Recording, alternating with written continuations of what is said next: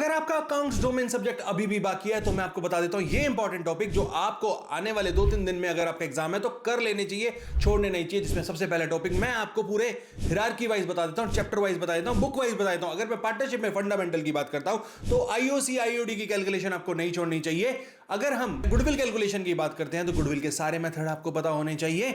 तीसरा, अगर हम एडमिशन की बात करते हैं तो रेशियोज कैसे कैलकुलेट करते हैं आपको पता होना चाहिए। और अगर हम डेथ और रिटायरमेंट में जाते हैं तो डेथ की अगर मैं स्पेशली बात करूं तो मैं डेथ के केस में आपका प्रॉफिट कैलकुलेशन का पार्ट आपके लिए इंपॉर्टेंट बता रहा हूं। और डिसोल्यूशन में क्या क्या आइटम्स कैसे कैसे रियलाइज, किस किस अमाउंट पे रियलाइज होंगे, कौन से इंटेंजिबल एसेट की वैल्यू 0 होगी, कौन से एसेट की वैल्यू 100% ली जाएगी, सब आपको पता होना चाहिए पार्टनरशिप में। अगर मैं बात करता हूं शेयर्स की तो शेयर्स में आपको पता होना चाहिए कि कितना अमाउंट कैपिटल रिजर्व में जाता है, यानी शेयर फॉर फ्यूचर से कैपिटल रिजर्व में जाने वाले अमाउंट को कैसे कैलकुलेट किया जाता है, ये आपको पता होना चाहिए। और अगर हम करते हैं डिबेंचर्स की बात तो अगर डिबेंचर रिडीम हो रहे हैं प्रीमियम पे तो इशू के टाइम पे एंट्री में क्या इंपैक्ट आएगा ये आपको पता होना चाहिए। साथ ही में टीडीएस की calculation on interest on debenture ये आपको पता होना चाहिए। और अगर मैं बात करता हूं रेशियोज की तो सारे फॉर्मूलेज पीडीएफ में हम आपको ऑलरेडी दे देंगे। अगर आप कमेंट कर देंगे पीडीएफ तो सारे रेशियोज आपको पता होने चाहिए। और लास्ट में अगर मैं कैश फ्लोज की बात करता हूं